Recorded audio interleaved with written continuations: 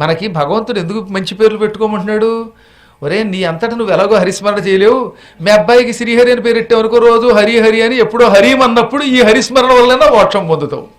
అంతేగాని బుజ్జి అని పిలుచుకున్నావు అనుకో, రోజు చచ్చిపోయేటప్పుడు బుజ్జి బుజ్జి అంటే నువ్వు వచ్చే జనంలో మైసూరు బజ్జి అయిపోతావు. హరిస్మరణ వల్ల ఎంత లాభం ఇప్పుడు ఆలోచించండి. అందుకని భగవంతుడు మనకు మంచి పేర్లు పెట్టుకోమన్నాడు అనమాట. హాయిగా మనం ఏ పేరు పెడితే ఆ పేరే పిలుచుకోండి. సీత అని పేరెట్టామంటే సీత అనే పిలుచుకోండి, ఏ సీతు అనకండి. అంతేగాని బుజ్జి అమ్మలో బొమ్మలో ఎందుకు ఇవి? దీనివల్ల శైలజ అని పేరెడితే శైలజ అని పిలవండి, శైలు అనకండి. భగవంతుడు ఒక నియమం పెట్టాడు జ్యోతిష్శాస్త్రంలో, పేర్లను కూనీ చేసి పలికితే దానివల్ల కూడా అంత్యకాలంలో నష్టం వస్తుంది. ఇంక మీద ఎప్పుడు కూడా అది గుర్తుపెట్టుకోండి. హాయిగా రామనాథ్ అని పేరెట్టారు, రామనాథ అని పిలుచుకోండి. ఏ రాంబాబు సోంబాబు అంటే ఈ డాబు మిగులుతుంది కానీ భగవన్నామస్మరణ పోతుందన్నమాట. ఒక్కోసారి కొంచెం కఠినంగా అనిపించవచ్చు నేను చెప్పినవి, అయినా ధర్మశాస్త్రం కనుక ఉన్నదన్నట్టుగా కొండ బద్దలు కొట్టినట్టు ఇక్కడ ఉన్నప్పుడు చెప్పి తీరాలన్నమాట.